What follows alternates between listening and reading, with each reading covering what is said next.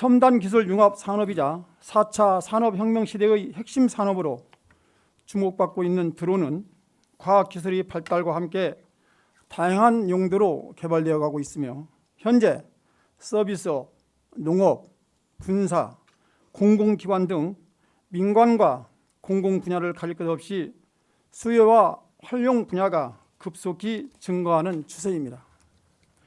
전라북도의 경우에도 4차 산업혁명 시대를 선도하기 위하여 전라북도 드론 산업 육성을 위한 첫 단계 사업으로 수요 창출형 드론 산업 육성 사업을 공모하는 등 미래 먹거리인 항공, 탄소, 소프트웨어가 융복합된 드론 산업 분야에 선제적으로 대응하여 4차 산업혁명 시대를 전북이 선도할 수 있도록 점차 지원을 확대해 나아갈 계획이라고 밝히고 있습니다.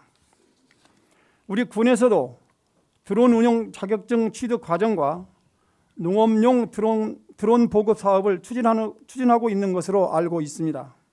또한 기획예산부서에서도 드론 전용 비행 시험장 공모 사업 유치를 위하여 노력하고 있지만 아직 가시적인 성과는 없는 것으로 판단되고 있습니다. 우리 군에 드론 전용 시험장이 없어 군민께서는 드론 운용 자격증을 취득하기 위하여 15일 이상을 전주나 부안에 있는 교육장으로 가서 120시간의 교육을 이수해야 하는 불편함을 겪고도 있습니다. 정부는 올 초에 경기 화성을 드론 전용 비행 시험장으로 선정하였으며 현재까지 충북 보은과 강원 영월, 경남 고성, 인천 등 전국 6개 지역에 확정한 바 있습니다. 현재 대구광역시도 드론 전용 비행 시험장을 추진하고 있습니다. 따라서 본 의원은 첨단 과학의 드론 전용 비행 시험장을 한 발 앞서 우리 고창에 유치한다면 고창 군민들의 원거리 교육 이수에 따른 불편이 해소되면 물론 드론과 연계된 시설이 들어섬으로써 인구 유입과 일자리 창출 등 지역 발전에 효과가 있을 것으로 생각합니다. 드론 전용 비행 시험장 유치에 대한 군수님의 의견을 어떠신지 말씀해 주시기 바랍니다. 두 번째로 부안면 질맞의 시인마을 관광 조성 사업에 대하여 질문을 하겠습니다. 본 사업은 2017년부터 2020년까지 4개년 사업으로 추진되고 있으며 이 중 문학 산책로 조성 사업 1단계 공사로 메타세케아 가로수길 조성 사업을 2018년 12월에 완공하였습니다. 본 사업은 당초 위치를 마파천이라는 하천 쪽으로 정하였으나 메타세케아 식재 과정에서 마파천 하천 점용 관계 등으로 협의가 되지 않아 심원면 용선 상거리에서 부안면 시인마을 1.6km 구간으로 설계가 변경된 것으로 알고 있습니다. 또한 메타세케아 식재 규모가 120주에서 250주로 사용량이 배가 되었고 이는 밀식의 원인과 사업비 8,500만 원의 증액으로 이어졌습니다. 지평구에서 추진하고 있는 본 사업은 질맞의 시인마을 관광객 유치를 위한 한 축의 일환으로 메타세케아 가로수길을 조성한 것으로 알고 있습니다. 하지만 설계 과정에서부터 행정의 부실한 탁상 행정이 여실히 나타나고 있습니다. 화천 관리팀과 협의도 없이 당초 마파천에 식재할 계획을 세웠으며 또한 의회에서는 가로수 식재 시 수목 선정부터 주무부서인 산림공원과와 협의하여 진행하라고 무수히 지적을 하였음에도 불구하고 관련 부서와 아무런 협의도 없이 독단적으로 수정을 정해 식재하고 있는 현실이 안타까울 따름입니다. 본 의원이 알기로는 이 나무의 수형은 곱게 2로 자라며 크게는 높이가 30에서 40m까지, 지름은 2에서 2.5m까지 자란다고 합니다. 또 이 나무의 경관은 직선 도로일 때 가로수 경관이 절정을 이루고 있다고 알고 있습니다. 인근 담양군의 메타세케아 길을 가보면 곧게 뻗은 직선 도로의 경관이 장관을 이루고 있는 것을 볼 수가 있습니다. 하지만 현재 질마제 시인마을의 메타스키아 길에서 드러난 문제점은 한두 가지가 아닙니다. 가로수가 성장하면서 전선에 맞닿게 되어 수시로 정지 작업을 해야 하고, 과도한 밀식 식재로 인해 수목 형태는 제 모습으로 자라지 못하고 오히려 가로수의 경관을 해칠 것으로 예상되며, 더욱이 기존에 식재된 산딸나무는 무용지물이 되고 말았습니다. 또한 가로수가 자라면서 자동차 운전자의 시야를 가림은 물론 곡선 구간에 교통장애물이 되어 사고 위험이 상존하고 있으며, 동절기에는 서해안의 많은 적설로 인한 결빙 위험이 초래하는 등 인근 주민들의 불평과 걱정으로 민원이 발생하고 있고, 주위의 경관 및 지형을 감안하지 않는 사업임이 곳곳에서 드러나고 있습니다.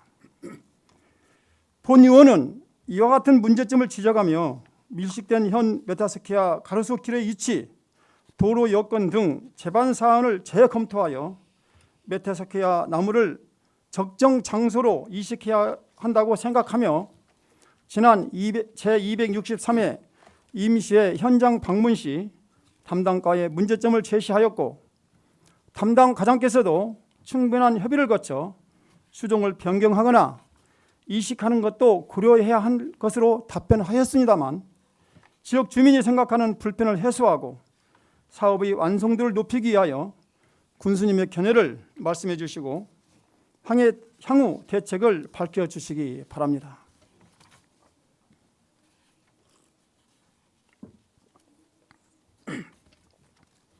세 번째로 인구 감소 대책에 대하여 질문을 하겠습니다.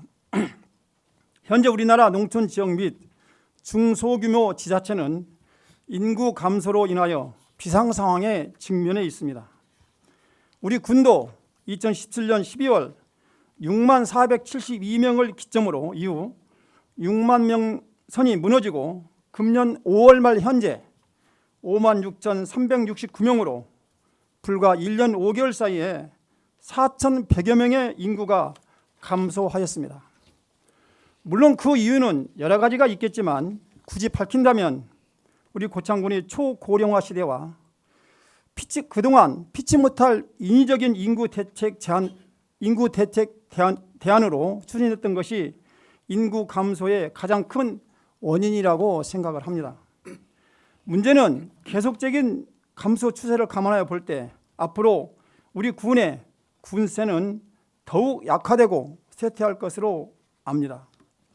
현 사태의 심각성을 깊이 인식하고 특단의 대책을 세워야 한다고 봅니다.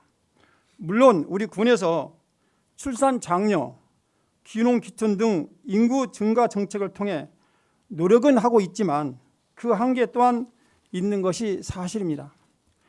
우리 군에서 막대한 재정 지원을 해서 산부인과를 개원했지만 실질적으로 산모들은 외면하고 있습니다.